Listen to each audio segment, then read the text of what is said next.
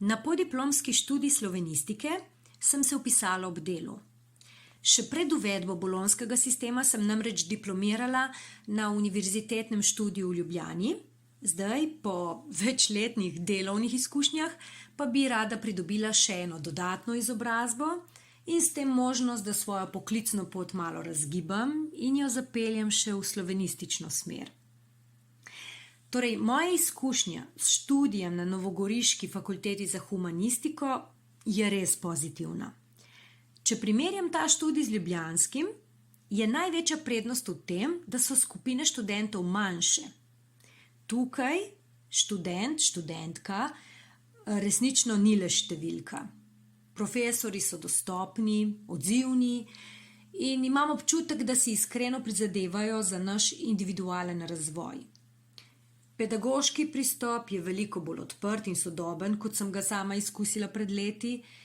Meni je bilo tudi v veliko pomoč to, da smo lahko predavanja imeli ob popoldnevih. V tem šolskem letu smo zaradi epidemije koronavirusa imeli tudi mi predavanja na daljavo. Seveda sem malo pogrešala osebni stik, ampak profesorji so zagotovili, da smo bili tudi na daljavo deležni zelo zanimivih vsebin. Imeli smo predavanja, samostojno smo prebirali strokovne članke v slovenščini in angleščini, si ogledovali razprave strokovnjakov na YouTubu in potem na videosrečanjih to vsebino analizirali, razpravljali o njej. Všeč mi je, da profesorji pogosto osmislijo vsebine na ta način, da lahko potem to znanje nekako vgradimo v svoje življenje.